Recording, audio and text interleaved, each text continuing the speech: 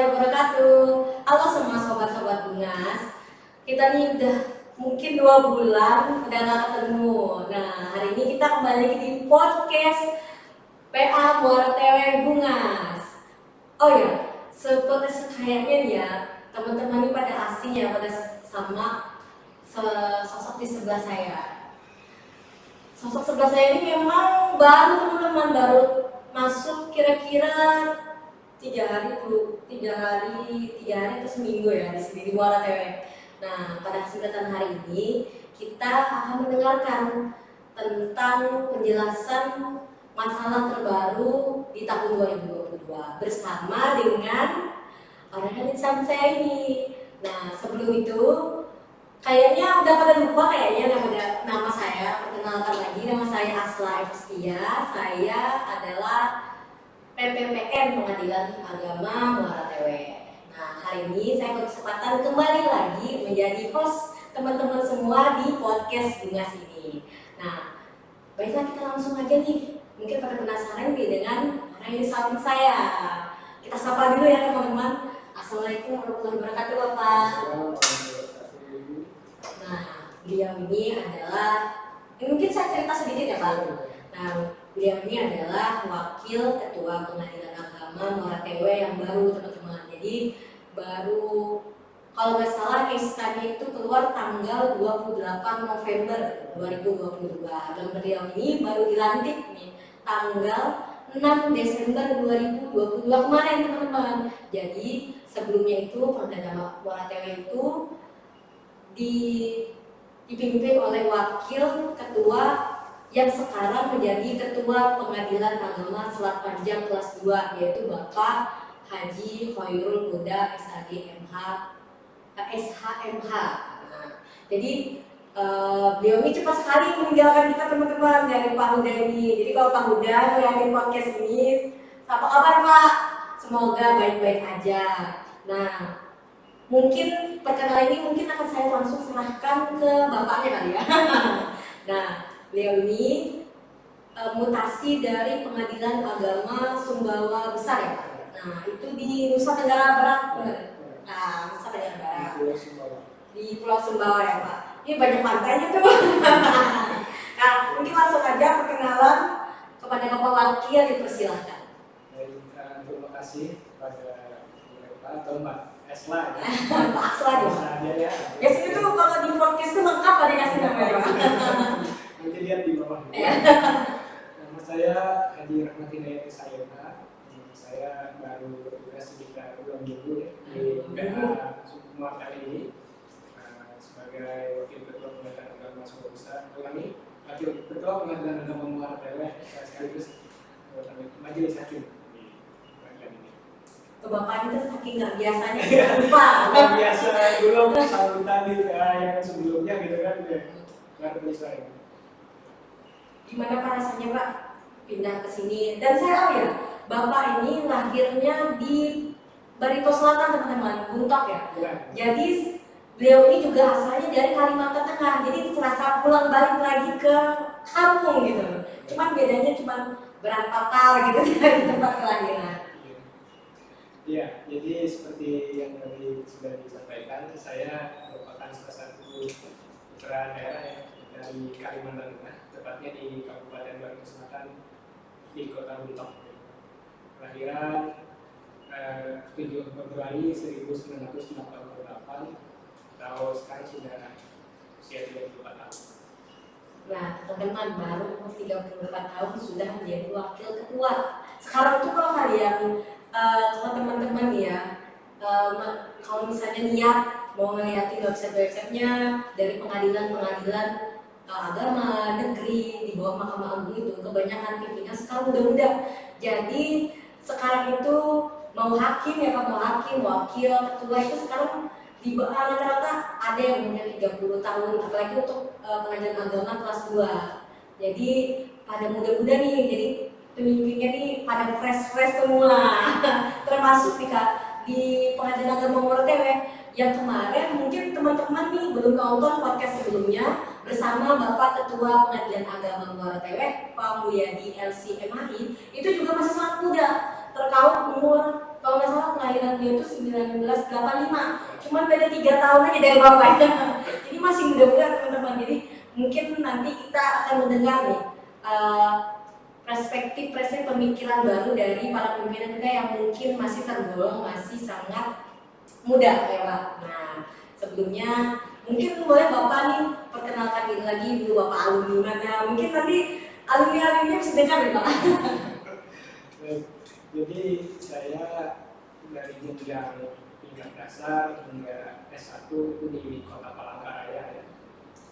Kemudian di jenjang S2 saya di Kota Banjarmasin di Universitas Indonesia. Kemudian sekarang sedang insyaallah dalam proses akhir penyelesaian S3 di UIN Antasari Banjarmasin. Semuanya mudah-mudahan dalam waktu yang tidak lama bisa tuntas sampai akhir. Amin.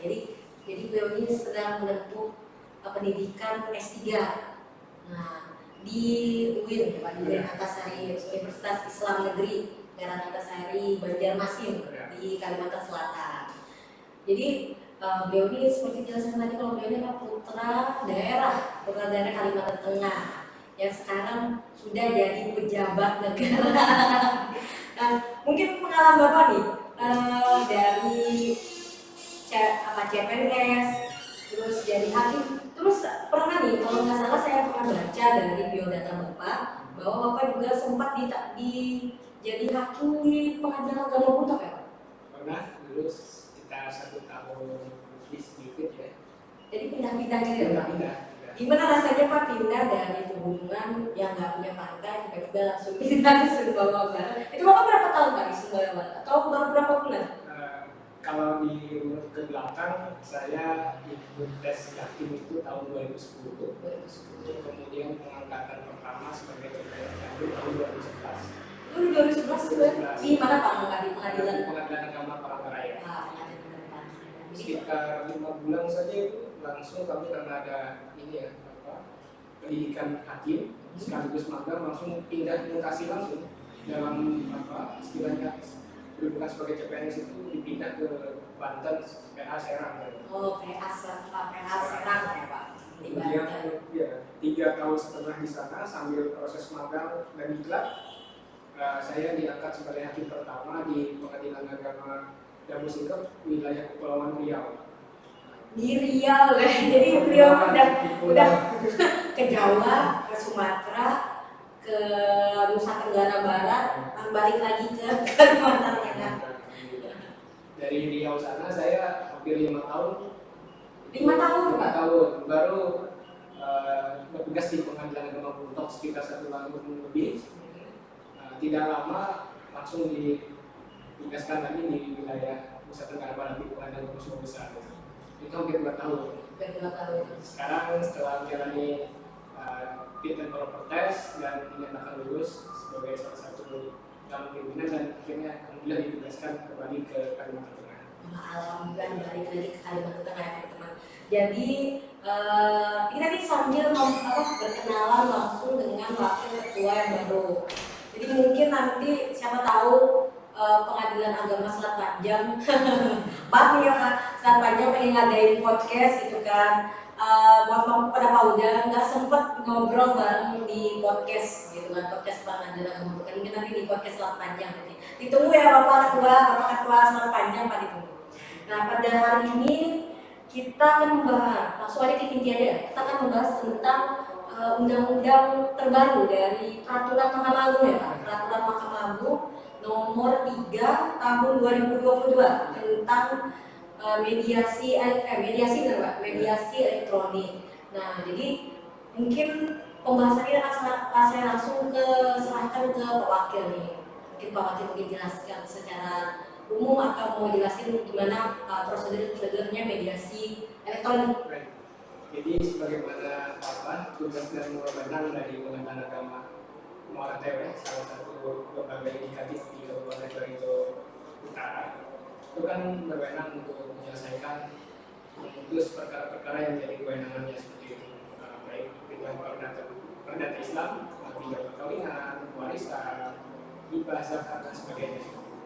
Nah dalam proses perkara atau sengketa yang dihadapi atau ditangani oleh pengadilan agama Sumbawa Besar. Ulangi, pengadilan agama masih Bapaknya masih Sumbawa Besar, jadi kalau misalnya dari pengadilan agama Sumbawa Besar nonton bapak. Oh ya, saya ini ada dengar kalau misalnya bapak ini kalau di Sumbawa Besar dipanggilnya Pak Haji kan. Jadi mungkin dari pengadilan pengadilan agama Sumbawa Besar. Mungkin kalau dengar jangan lupa nonton podcastnya Pak Haji ya. Ya, jadi saya ulangi ya, jadi apa yang menjadi kewenangan dari pengadilan agama OTW kan yang paling dominan itu adalah perkara perceraian, baik perkara cerai bebas, cerai yang diajukan oleh pihak istri ingin bercerai dengan suami maupun cerai talak, yaitu permohonan cerai yang diajukan oleh suami untuk bercerai dengan istri. Yang kedua, dalam proses persidangan itu apabila para pihak hadir keduanya atau kedua pihak, maka wajib hukumnya untuk menempuh proses perdamaian di luar proses persidangan. Nah, namanya ini dalam bahasa hukum dinamakan dengan mediasi. Nah, mediasi ini mengalami perubahan dan perkembangan dari tahun ke tahun.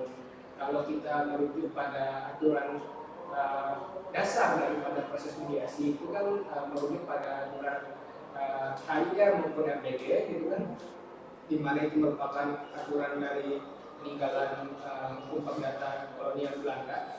Itu pada pasal 130 HIR maupun pasal 154 RBG itu merupakan cikal bakal dari proses perdamaian dalam konteks hukum acara di Nusantara maupun di Indonesia gitu kan pada umumnya seperti itu. Lalu kemudian mediasi ini kemudian memiliki kedudukan hukum yang lebih spesifik, diawali dengan peraturan Mahkamah Agung nomor 2 tahun 2003 tentang prosedur mediasi di pengadilan. Namun pada saat itu proses mediasi hanya sebatas himbauan, anjuran, gitu kan, belum ada penekanan secara khusus, artinya ada kewajiban yang harus ditempuh. Lalu berkembang lagi aturannya, kemudian melalui perma atau peraturan Mahkamah Agung nomor 1 tahun 2008, nah itu sudah mulai ada penekanan, ada penegasan dari lembaga peradilan untuk memaksimalkan upaya mediasi di persidangan. Sampai kemudian dasar hukumnya berkembang menyesuaikan perkembangan hukum maupun perkembangan masyarakat melalui mediasi melalui Perma nomor 1 tahun 2016 tentang prosedur mediasi di pengadilan. Nah, ini sudah lebih spesifik, ada jangka waktunya misalnya 30 hari, kemudian ada penekanan itikat baik. Jadi apabila salah satu pihak tidak beritikat baik melaksanakan mediasi, maka akan ada sanksi. Misalnya kan sanksinya ketika pihak penggugat misalnya tidak bersedia melakukan mediasi, maka akan perkaranya tidak dapat diterima gitu kan, seperti itu oleh pengadilan. Apabila pihak lawan atau tergugat tidak mau melakukan mediasi dan itikat baik, maka akan dibebankan biaya perkara atau biaya mediasi kepadanya seperti itu. Jadi ada sanksi yang jelas dan tegas yang diatur. Nah, dalam perkembangan selanjutnya kan seiring perkembangan teknologi informasi dan informatika seperti itu, jadi untuk menyesuaikan hal itu kan Mahkamah Agung juga terus melakukan lompatan-lompatan inovasi, terutama menggunakan media-media elektronik. Diawali dengan misalnya e-court atau proses pemanggilan, proses pendaftaran dan proses pembiayaan secara elektronik, lalu dikembangkan lagi dalam proses administrasi elektronik maupun persidangan elektronik melalui litigasi seperti itu. Nah, satu istilahnya ruang kosong dalam proses persidangan itu adalah belum diakomodirnya mediasi secara elektronik. Di satu sisi proses persidangannya sudah mulai dari awal, dari dulu, baik dari pendaftaran, pembiayaan, pemanggilan sampai proses persidangan sudah menggunakan media elektronik sampai putusan. Nah, tapi ada satu ruang di mana mediasi belum diatur secara spesifik menggunakan media elektronik. Akhirnya pimpinan Mahkamah Agung, Ketua Mahkamah Agung, dan jajaran di lembaga peradilan Mahkamah Agung mengeluarkan perma terbaru nomor 3 tahun 2022 tentang mediasi secara elektronik ya, seperti itu. Jadi mediasi ini ya Pak, kalau boleh saya tarik kembali, kalau dijelaskan dari Bapaknya itu sebenarnya untuk peraturan secara maksudnya peraturan yang keluar tentang mediasi ini terbilang baru ya Pak, baru tahun 2003 tadi saya dengar sebenarnya. Jadi tapi itu pun masih himbauan. Nah sekarang itu di tahun 2008 itu baru keluar ya Pak beberapa penegasan tentang pentingnya mediasi ini ya Pak. Kan di awal cuma sebagai himbauan, mungkin beberapa pihak yang kita ingin mediasi, padahal sebenarnya perlu nggak perlu dalam sebuah diskusi, maksudnya diskusi dalam hal ini adalah menentukan keberlangsungan rumah tangga ini ya gimana? Keberlangsungan rumah tangga itu bahwa mediasi ini adalah satu hal yang penting juga untuk dilaksanakan. Jadi bukan hanya sebagai mau ke pengadilan gitu kan cerai gitu kan dan bisa nggak usah saya ketemu padahal sebenarnya kalau misalnya salah satu pihak itu menyetujui untuk mediasi maka untuk berdasarkan peraturan yang terbaru sekarang ya Pak itu diwajibkan setidaknya untuk melaksanakan mediasi walaupun nanti hasilnya entah itu bisa rujuk atau tidak kan tergantung dari proses peradilan proses ketika berperkara nantinya gitu ya Pak.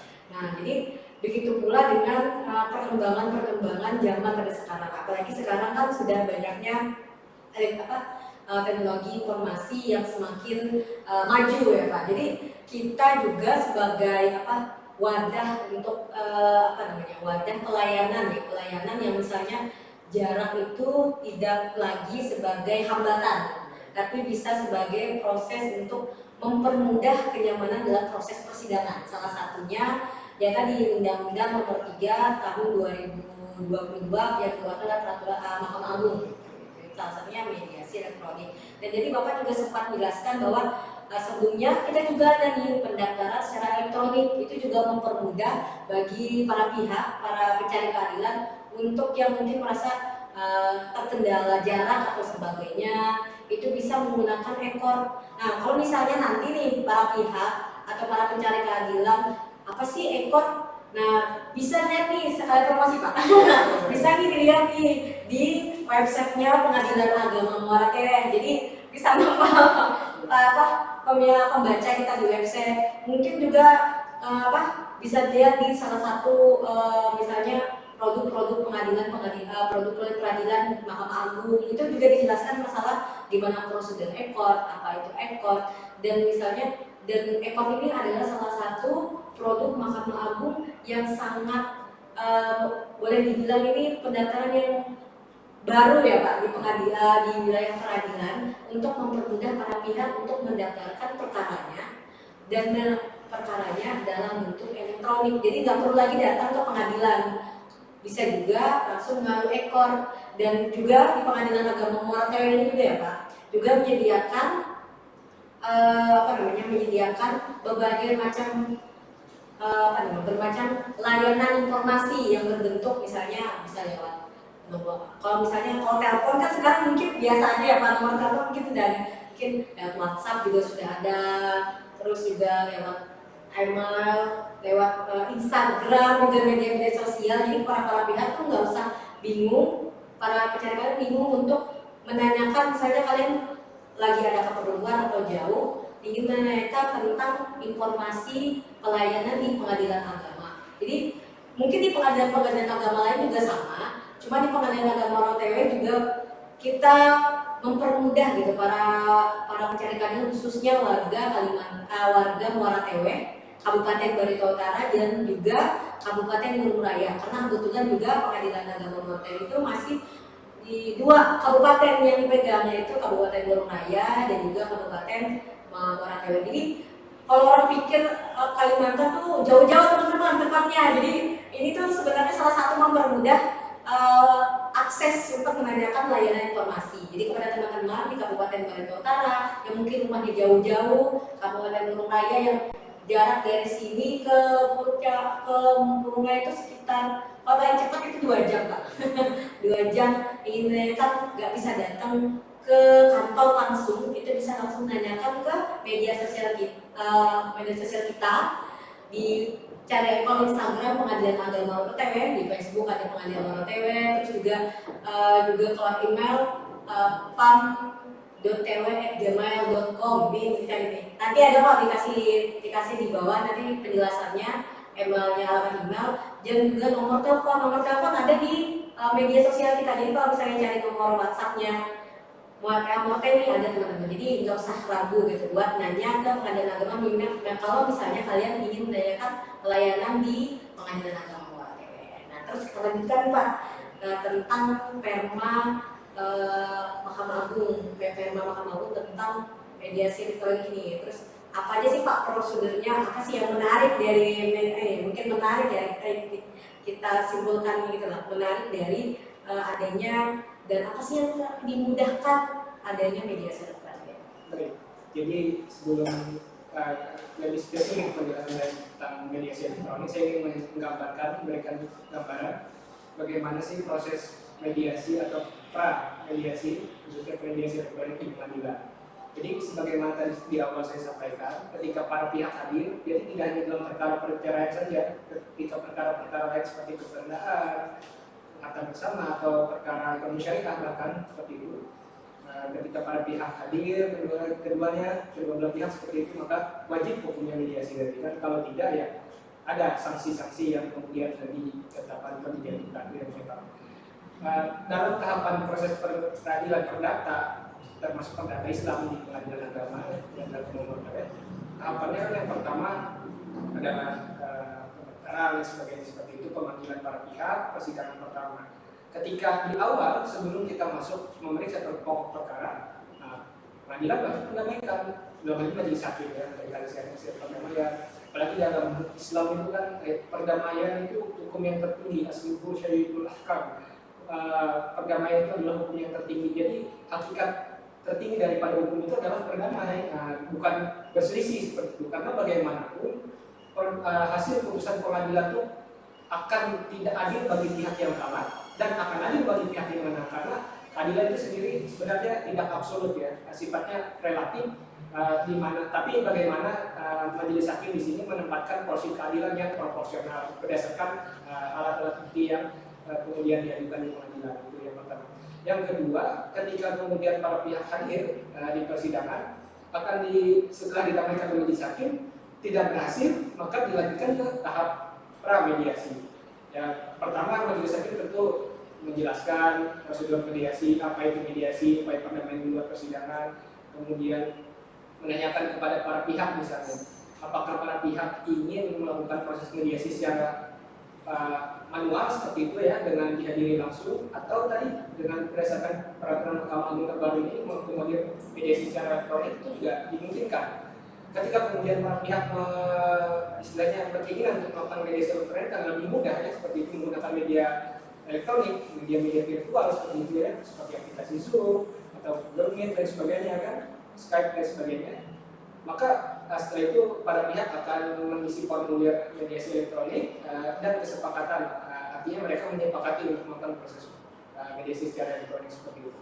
Dan setelah itu diberikan kepada para pihak pilihan daftar mediatornya siapa yang ingin ditunjuk. Kalau mereka menyerahkan kepada majelis hakim juga bisa. Jadi majelis hakim yang menetapkan siapa yang menjadi mediatornya. Setelah itu para pihak majelis hakim menetapkan, lalu setelah itu sidang ditunda untuk proses mediasinya. Para pihak kemudian menghadap pada mediator yang bersangkutan untuk menanyakan kapan pelaksanaan waktu mediasi. Kalau secara manual bisa langsung di ruang mediasi di pengadilan, tapi kalau secara elektronik bisa dimungkinkan di luar media virtual seperti itu.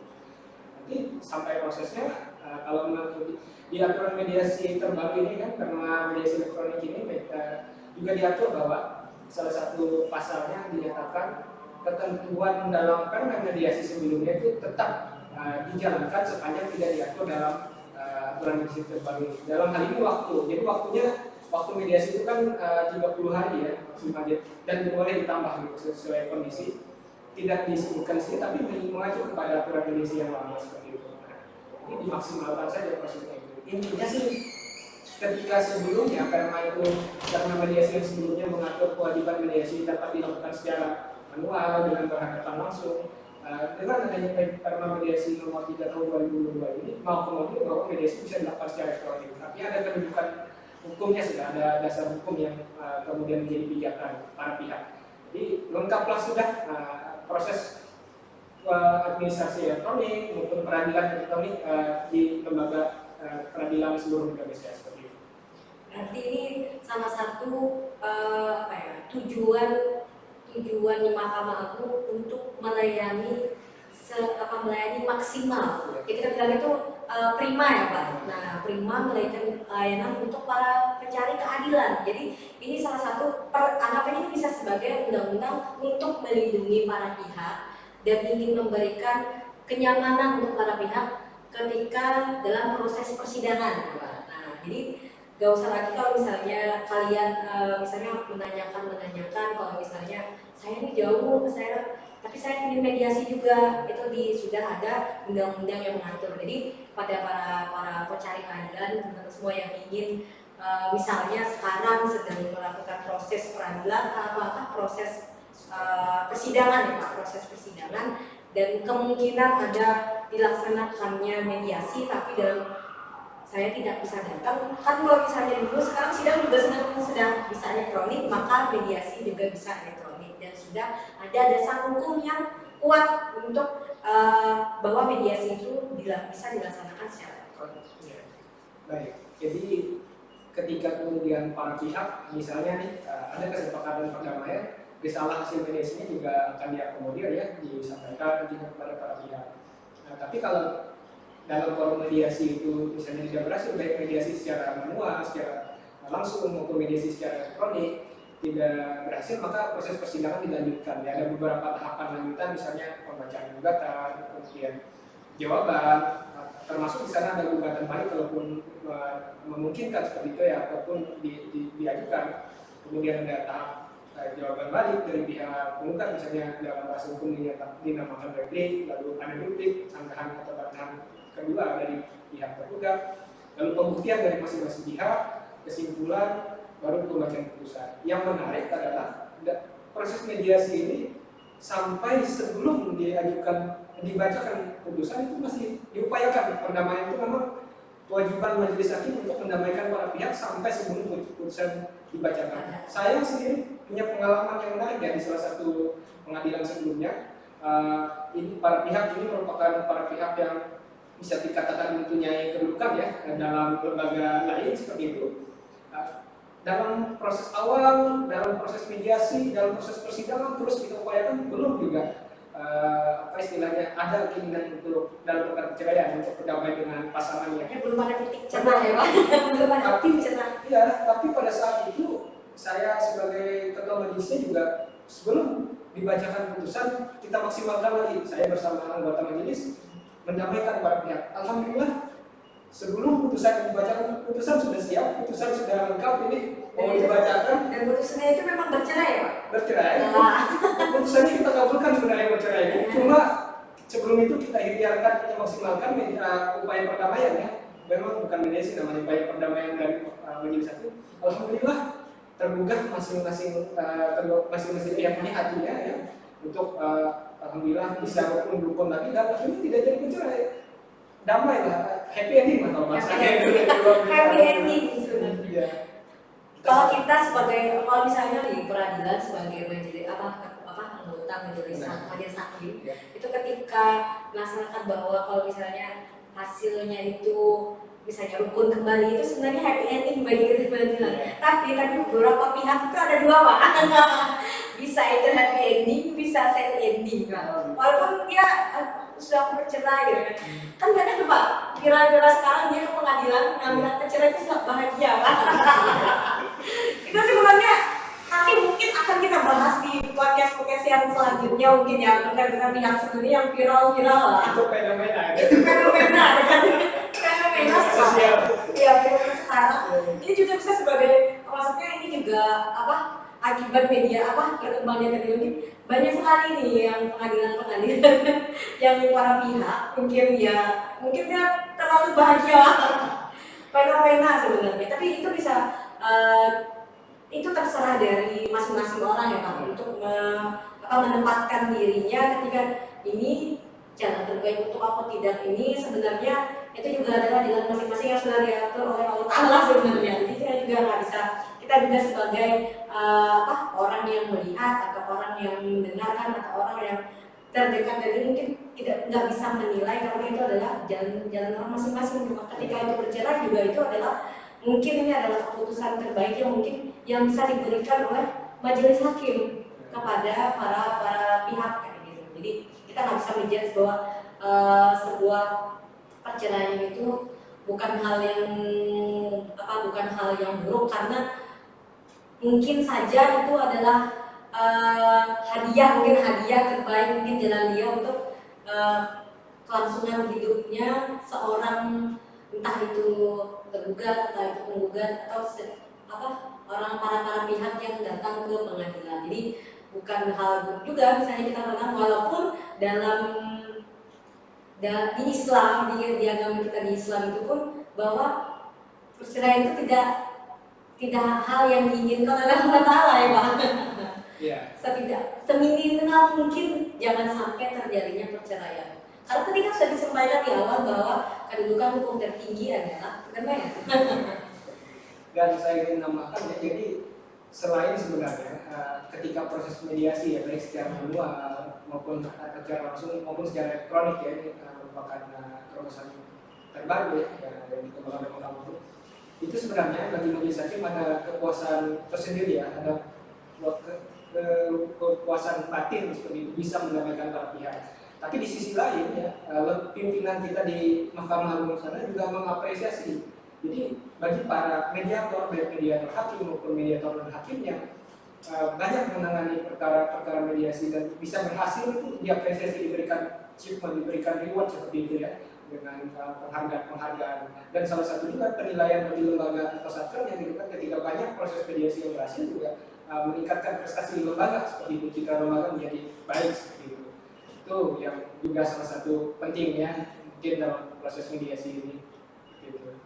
Jadi salah satu kenapa Mahkamah Agung itu menekankan untuk memperkuat adanya pelaksanaan mediasi juga adalah sebagai bentuk bahwa perdamaian itu adalah hukum tertinggi, jadi Pak, maksudnya hukum tertinggi. Jadi ketika tadi saya juga mendengar di penjelasan Bapak tadi juga bahwa ketika ada beberapa sanksi yang diberikan kepada para pihak ketika dia tidak melaksanakan misalnya persetujuan di awal ya Pak, ini mau mediasi, kita ada mediasi dan salah satu pihak itu tidak ingin melakukan mediasi, maka ada sanksi yang diberikan, entah perkara tidak diterima atau sebagaimana, karena memang prosedur yang sudah dijalankan pengadilan Mahkamah Agung dalam hal pelayanan persidangan itu sudah sebagai bentuk untuk memberikan happy ending sebenarnya, memberikan happy ending, keputusan terbaik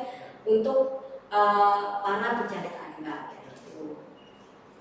Dan ini mungkin Pak dari yang kita jelaskan tadi mungkin secara umum bahwa pentingnya pentingnya bahwa sekarang ini pertama pentingnya mediasi, yang kedua bahwa Mahkamah Agung sudah memberikan kemudahan berupa adanya mediasi elektronik.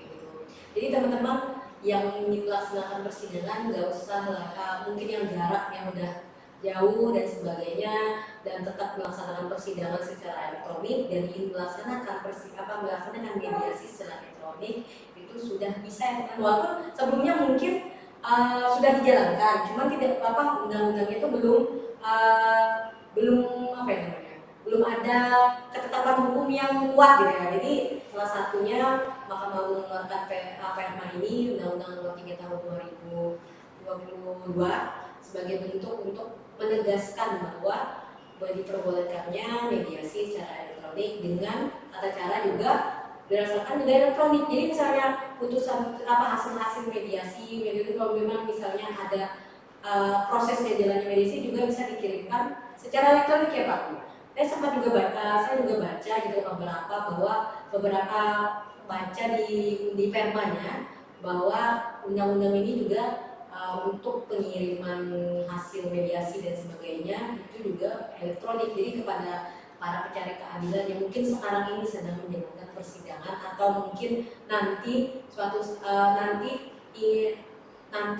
kalau misalnya ada rencana untuk saya sepertinya harus melakukan persidangan misalnya nih Pak, bisa ada, tapi keadaan saya ini jauh dari pengadilan agama, karena memang pengadilan agama ini rata-rata di kabupaten aja ya Pak. Jadi mungkin yang jauh-jauh dari kecamatan-kecamatan yang mungkin jaraknya agak jauh untuk ditempuh, itu bisa lewat jalur elektronik maupun pendaftaran. Sekarang mediasi pun juga bisa pendaftaran, dan juga ini apa namanya, biayanya itu nggak terlalu tinggi ya Pak. Nah ini bagi bagi para pencari keadilan yang mungkin ingin melaksanakan proses peradilannya itu secara elektronik itu, untuk biayanya bisa dilihat nanti itu nggak terlalu menekan banget ya Pak. Nanti masih bisa terjangkau untuk para pihak. Jadi gak usah ragu lagi untuk kalau misalnya memang memerlukan pelayanan khususnya persidangan atau informasi pengadilan yang memerlukan bantuan para pihak memerlukan bantuan, bisa langsung mendaftarkan dirinya secara elektronik misalnya, atau mendapatkan informasi secara elektronik juga. Jadi informasi itu kalian bisa lihat di websitenya pengadilan, bisa lihat di media sosial di pengadilan, dan juga bisa menghubungi langsung di YouTube-nya. Oh iya benar, benar kita sekarang di YouTube ya. Benar, tapi jangan kok nanti di share juga kok link YouTube-nya Amara TV. Saya lupa ya, kan sebenarnya podcast ini kan nanti live, nanti adanya di YouTube loh informasi ini. Nah jadi jangan lupa juga tonton YouTube, subscribe and like YouTube-nya Pengadilan Agama Amara TV. Kami sangat senang jika para pihak atau masyarakat luas untuk subscribe, jangan lupa subscribe, like channel YouTube-nya Pengadilan Agama Amara TV. Jadi bisa menambah nih. Tapi nanti linknya bisa juga kami share di linknya bisa share di media sosial Pengadilan Agama. Pasti kami share kok. Tenang. Adminnya saya. Langsung dibaca jawabannya ya. Langsung dibaca. Adminnya bukan saja banyak admin ya Pak. Langsung diketebak bapaknya. Nah mungkin itu aja penjelasan dari kita tentang jalan ini. Sebenarnya tidak hanya tentang undang-undang Perma tadi ya Pak, tapi tentang prosedur-prosedur mediasi yang dilaksanakan di persidangan. Mulai dari dulu di sejarah seperti apa mediasi dilaksanakan, terus hadirnya undang-undang Mahkamah Agung nomor 1 nomor 2 ya Pak, tadi tahun 2003. Nah 2003 tadi ada undang-undang 2003, terus ada undang-undang mediasi dari 2008, 2016 sampai sekarang tentang mediasi elektronik di tahun 2022. Jadi mungkin itu informasi yang bisa kita sampaikan pada podcast kali ini. Tapi nanti podcast ini nggak berhenti kok teman-teman. Jadi mungkin dalam waktu dekat ini mungkin ada Pengadilan Agama akan mengeluarkan podcast lagi, dan pastinya bersama saya lagi. Tapi pembicaranya lain lagi. Dan pasti informan kita ini insya Allah memberikan informasi yang terbaik buat kita. Dan kita juga memberi informasi yang mungkin perlu diketahui oleh masyarakat, khususnya masyarakat. Ini kan kalau kita podcast YouTube ini siapa yang nonton? Masyarakat Indonesia, masyarakat luas, dan biasanya khususnya warga-warga dari Kabupaten Barito Utara dan Kabupaten Bogor kayak gitu. Terus tapi jangan bosan ya ketemu saya kayak gitu. Karena podcast ini sebenarnya di podcast sebelumnya saya udah janji bulan depan bakal ketemu saya lagi. Cuman kemarin itu karena banyak kesibukan jadi nggak bisa ketemu saya. Tapi ternyata informannya langsung orang baru guys bersama Bapak. Jadi kalau misalnya enak ini dipanggil, saya pun sampai sekarang nggak tahu Pak, saya enaknya manggil Bapak atau Pak Wakil aja kali ya. Kalau misalnya dulu kan Pak Wakil yang dulu kan Pak Muda gitu. Kalau Pak saya kangen Bapak jadi saya begini terus Pak. Mungkin itu saja. Mungkin ada yang ingin Bapak sampaikan mungkin selama 2 minggu menjabat jadi wakil. Jadi ya, alhamdulillah saya bisa bertugas sebagai saling menyapa ya dengan keluarga besar di Pengadilan Agama Amara TV di Kabupaten Barito Utara ini. Untung pas guys. Ya, sambutan dari pimpinan dan seluruh jajaran, alhamdulillah disambut dengan hangat dan kekeluargaan. Saya sangat bersyukur sekali. Di mudah-mudahan pengadilan agama Martele semakin sukses dan Amin. dan bagi para masyarakat pencari keadilan, insya Allah mudah-mudahan pengadilan agama Martele merupakan salah satu lembaga peradilan yang berupaya maksimal memberikan layanan kepada para pihak pencari keadilan dan membuka akses keadilan yang seluas-luasnya dan semaksimal mungkin. Amin. Nah, teman-teman, itu saja mungkin podcast kita hari ini. Dan ini udah setengah jam kayaknya saya bersama Bapak. Awalnya ya teman-teman itu cuma 15 menit. Karena setengah jam. Saya sudah tahu pasti setengah jam jadi makanya. Jadi mungkin itu saja podcast kita pada hari ini. Mungkin nanti akan ketemu saya lagi. Jadi, tapi mungkin nanti saya akan kenalin juga diri saya Pak Tenang. Itu saja. Oh ya, logonya PMTW ini kan baru 2 minggu nih bapaknya nih. Kita ajarin nih.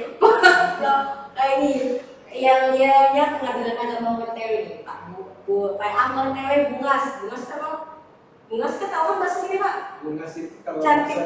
bahasa Banjar. Bungas itu cantik. Tapi sebenarnya kalau di sini Bungas itu singkatan Pak. Bersih, unggul, anti suap. Tahu gerakannya Pak? Belum sih, tapi kayak gini. Ya Bungas, bersih, Bersih, unggul, dan anti suap. Nah, kita apa ya Pak? Pengadilan agama PMTW Bungas, bersih, unggul, dan anti suap. Dadah. Assalamualaikum warahmatullahi wabarakatuh.